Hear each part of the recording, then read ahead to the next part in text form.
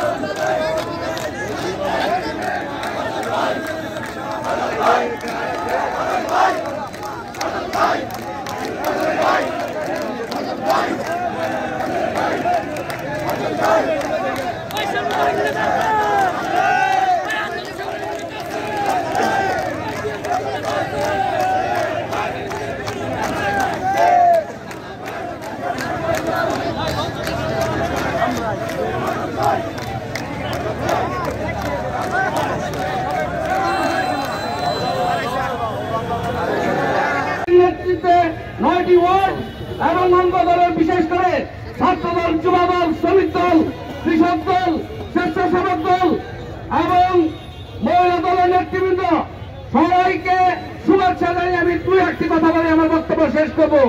প্রিয় ভাই আমার, অন্তর সাহেব যখন নেতৃত্বে আসেন, শেরপুরে যারা এখন বিরোধিতা করছেন তাদের ভাতের থেকে শুরু করে তাদের এমন কোন অস্ত্র এখন বিরোধিতা করেন। প্রিয় ভাই আমার, লজ্জা লাগে যদি মুখ খোলা শুরু করে আপনাদের পেইন্টের হিসাব দিতে হবে। প্রিয় ভাই আমার, আপনাদের প্রিয় ভাই আমার, অন্তর সাহেব একটি সুন্দর পরিবেশে শেরপুরটাকে ঐক্যবদ্ধ করতে চেয়েছিল। প্রিয় ভাই আমার, অন্তর সাহেব এটাই তার দোষ। যদি দোষ হয়ে থাকে আমরা তার পিছনে জীবন দিয়ে হলেও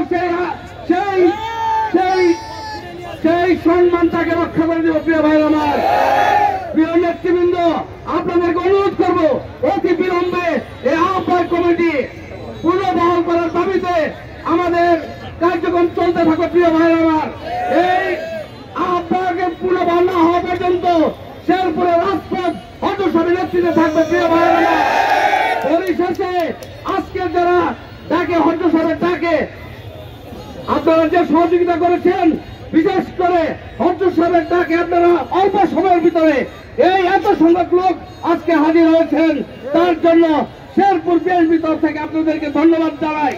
এবং আজকের এই মিছিল সুন্দরভাবে শেষ করার জন্য অন্তর ধন্যবাদ জানিয়ে আজকের এই মিটিং সমাপ্তি ঘোষণা করছি। সবাইকে ধন্যবাদ। আসসালামু আলাইকুম।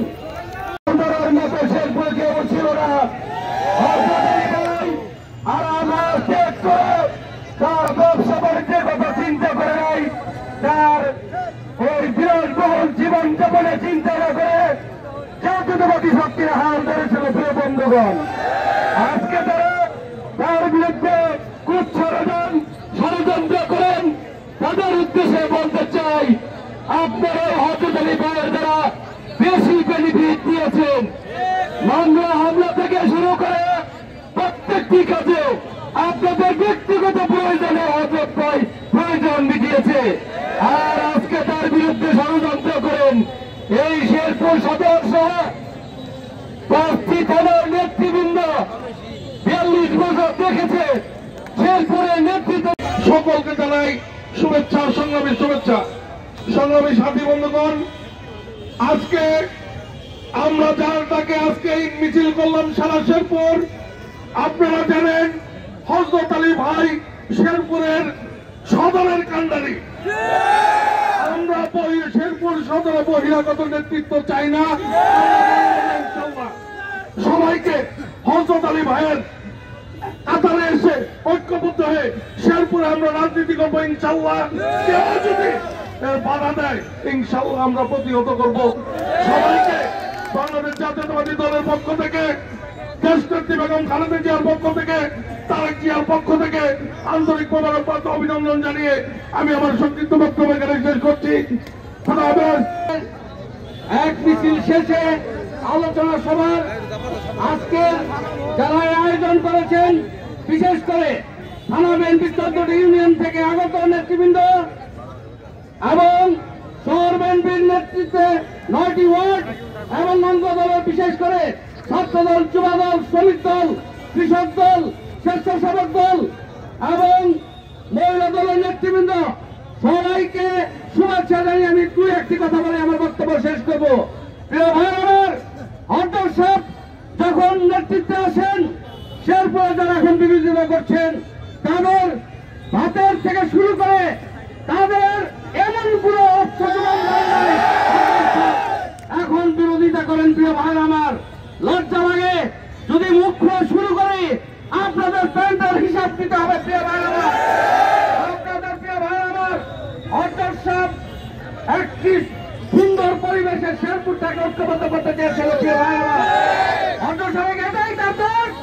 যদি দোষ হয়ে থাকে আমরা তার পিছনে জীবন দেওয়া সেই সেই সেই সম্মানটাকে রক্ষা করে দেব। প্রিয় ভাই আমার, প্রিয় নেতৃবৃন্দ, আপনাদেরকে অনুরোধ করবো অতি বিলম্বে এই আহ্বায়ক কমিটি পুনর্বহাল করার দাবিতে আমাদের কার্যক্রম চলতে থাকবে। প্রিয় ভাই আমার, এই আহ্বায়কে পুনর্বহাল না হওয়া পর্যন্ত শেরপুরের রাজপথ অগ্রসরের নেতৃত্বে থাকবে। প্রিয় ভাই আমার, পরিশেষে আজকে যারা ডাকে হরদর ডাকে আপনারা যে সহযোগিতা করেছেন, বিশেষ করে হরদর সাহেবের ডাকে আপনারা অল্প সময়ের ভিতরে এই এত সংখ্যক লোক আজকে হাজির হয়েছেন, তার জন্য শেরপুর বিএনপি তরফ থেকে আপনাদেরকে ধন্যবাদ জানাই। এবং আজকের এই মিছিল সুন্দরভাবে শেষ করার জন্য অন্তর ধন্যবাদ জানিয়ে আজকের এই মিটিং সমাপ্তি ঘোষণা করছি। সবাইকে ধন্যবাদ। আসসালামু আলাইকুম।